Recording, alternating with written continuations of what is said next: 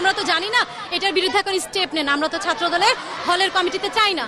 তখন আমরা রাতের 11টা 20 বাজে আমরা একটা হল কমিটি মিটিং ডেকেছি। মিটিং এর মধ্যে তখন আমাদের ওদের যারা কমিটিতে আসছে সবাইকে আমরা জিজ্ঞাসা করেছি যে তোমরা যে কমিটিতে আসছো তোমাদের হচ্ছে মানে নিজস্ব অপিনিয়ন আছে কিনা বা তোমরা জানো কিনা, অবগত কিনা। তখন তারা অনেকেই স্বেচ্ছায় এসেছে এবং অনেকেই তারা জানেই না তাদের কমিটি দেওয়া হয়েছে এবং তারা সভাপতি পদে আছে, সাংগঠনিক পদে আছে।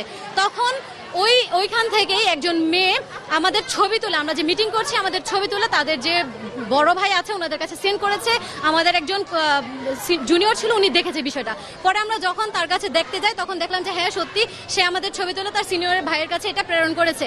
তখন আমাদেরই ব্যাচমেট একজন ওর ফোনটা নিয়ে বললো যে আপাতত তোমার ফোনটা টেবিলে থাকুক, যখন আমাদের মিটিং শেষ হবে তুমি তোমার ফোনটা নিয়ে যাবে।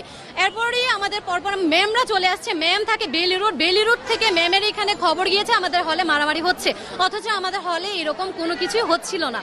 এরপর ম্যাম যখন আসার পর আমরা হচ্ছে ম্যামকে তখনও অবগত করি না, কারণ বিষয়টা আমাদের কাছে নর্মাল মনে হয়েছে যে আমরা জাস্ট তাদের সাথে কথা বলবো। যখন ম্যাম আসলো, ম্যামের হচ্ছে তখনও কল আসছে উপর থেকে। কল আসার পর ম্যামকে অনেক থ্রেট করা হয়েছে। ম্যাম বিষয়টা বলছে যেহেতু আমি এখন তত্ত্বাবধানে আছি আমি বিষয়টা দেখছি, আপনারা কিছু না বললেও হবে।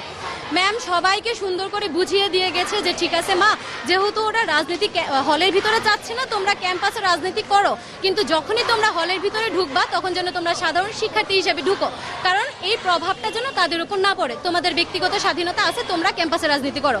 এখানে সবকিছু মিটমাট হয়ে যায়। কিন্তু পরবর্তীতে এর পরের দিন আমাদের কাছে মানে খবর আসে যে একটা তদন্ত কমিটি গঠন করা হয়েছে।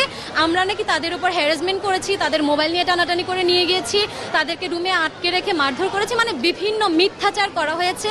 ইভেন তদন্ত কমিটি সকাল 9টা বাজে আসার কথা ছিল, আমরা সকাল 9টা থেকে দুপুর 1টা পর্যন্ত হলে সবাই অবস্থান করেছি, স্যার ম্যামদের জন্য অপেক্ষা করেছি, ওনারা কেউ আসেনি।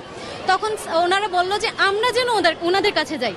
তখন স্যারদের বললাম যে স্যার এতগুলো মেয়ে আমরা তো তাদের রেসপন্সিবিলিটি নিয়ে যেতে পারবো না, অলরেডি তখন রাজনৈতিক বড় ভাইয়ারা এখানে অবস্থান করছিল। তখন স্যাররা বললো যে ঠিক আছে আপনাদেরকে আমি জানাচ্ছি। কিছুক্ষণ পর তারা কল দিয়ে বলো ঠিক আছে আমরা আসবো।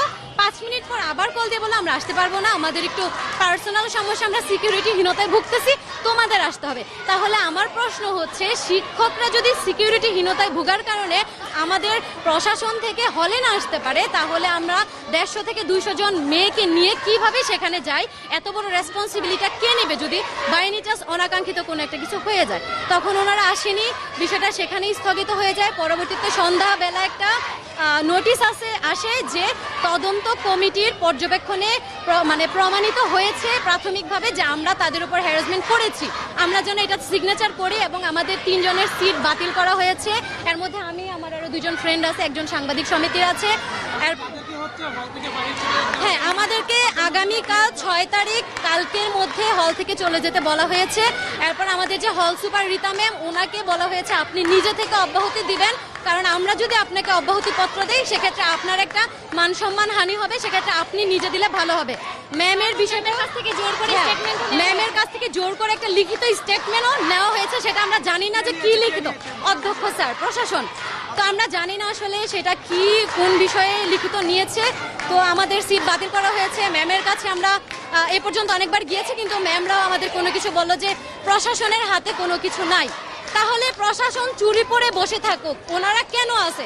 আমার কথা হচ্ছে আপনারা আছেন আমাদের দেখাশোনা করার জন্য, আপনারা যদি দেখাশোনা করতে না পারেন তাহলে নিজ ইচ্ছে আপনার দায়িত্ব ছেড়ে দেন। দায়িত্বহীনতায় আপনারা ভুগবেন, আপনারা আমাদের মতো সাধারণ শিক্ষার্থীকে এভাবে যা ইচ্ছা তা ডিসিশন দিয়ে দেবেন, এটা তো আমরা মেনে নিব না। আমার কথা হচ্ছে বিড়ালের মতো 100 বছর না বেঁচে আমি বাঘের মতো একদিন বেঁচে যাব।